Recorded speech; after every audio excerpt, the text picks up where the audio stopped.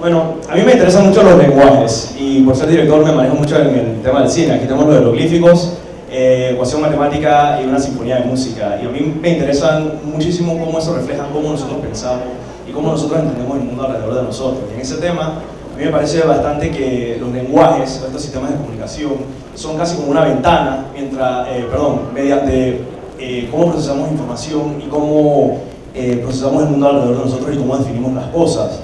Y esto es importante para mí en desarrollar la creatividad, y esto es importante para mí en desarrollar cómo yo trabajo, porque a la hora de transmitir una idea es hablar los lenguajes, es manipular los diferentes lenguajes de lo que quiere el cliente, de lo que quiero transmitir yo en mi obra. Bueno, en Lost in Translation, la franca verdad es que yo iba a decir algo contundente con este slide, y este formato no se presta para eso. Pero ya pueden entender sobre el lenguaje y Lost in Translation, algo iba a decir. Y Sherlock Holmes también. Lo que pasa es que Sherlock Holmes es un genio. Sherlock Holmes es un genio porque él entiende múltiples lenguajes al mismo tiempo. La botánica, la anatomía, la química, la física, todo para resolver crímenes. Y nosotros todos poseemos esa habilidad de procesar múltiples lenguajes. Lo digo en función de que al procesar múltiples lenguajes, bueno, eso al procesar múltiples lenguajes, nosotros podemos llegar a hacer ideas nuevas, nosotros podemos llegar a hacer ideas creativas, y algunas de las mejores ideas que hemos creado han sido a partir de eso, como por ejemplo,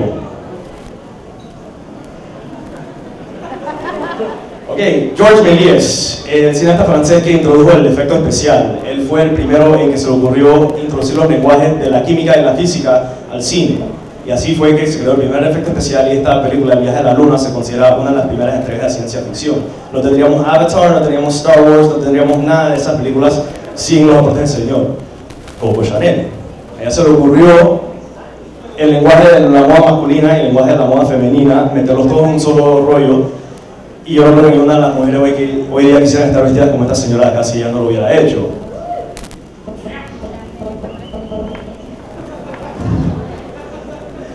The Witch Project no es mi película favorita, pero combinó los elementos de los lenguajes del documental y el lenguaje del horror para hacer una película bastante interesante, al punto donde ha generado una serie de clones, Cloverfield, Rec, Paranormal Activity, y esto no solamente se extiende a las películas, sino también se extiende a la mercadotecnia, que habló el lenguaje de personas desaparecidas para ser muy eficiente y estirar un presupuesto de $60.000, generar tanto interés, lograr que recaudara 248 millones a nivel mundial de taquilla. Entonces, poder pensar en diferentes lenguajes, poder manipular diferentes modos de pensamiento, yo pienso que es una cosa que todos poseemos. La otra cosa que poseemos es la habilidad de ser eficiente, porque aquí todo el mundo puede leer I know what you did last summer sin necesidad de las vocales. Nadie lo entiende. Bueno, la cosa es que nosotros somos eficientes a la hora de pensar. Nosotros somos sumamente eficientes, y esas eficiencias hay que retarlas. El problema con esas eficiencias es que se nos vuelve un sistema que nos rodea. Se nos vuelve un sistema que nos rige, se vuelve un sistema que más o menos hay que romper esquemas un poco.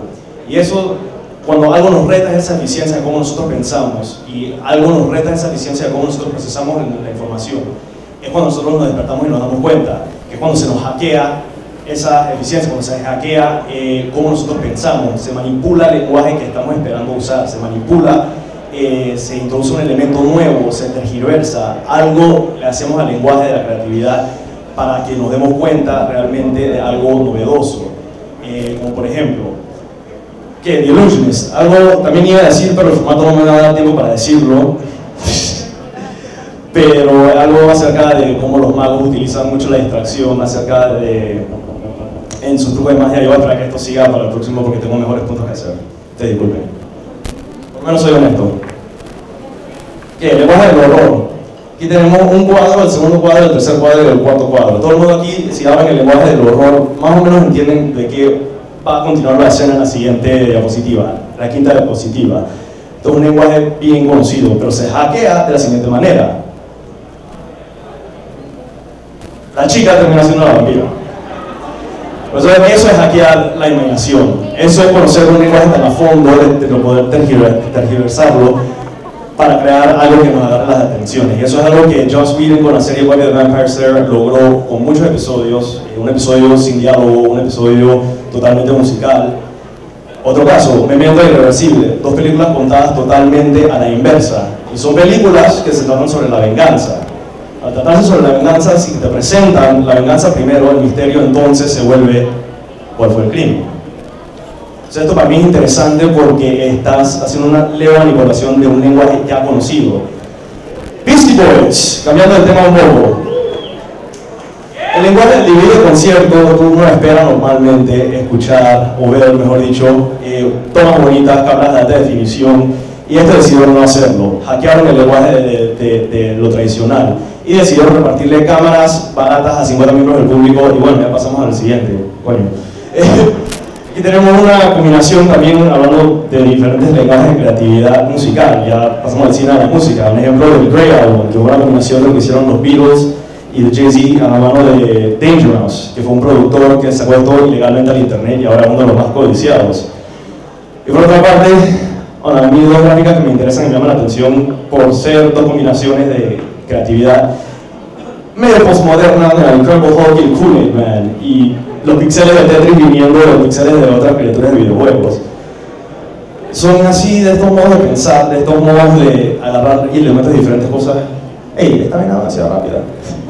Bueno, por último, digamos la Silence of the Lambs. Recalco la palabra silence porque por más que uno tenga buenas ideas y por más que uno tenga modos de explicarlos, no vale la pena decir si no tiene una buena idea, así que es mejor guardar silencio.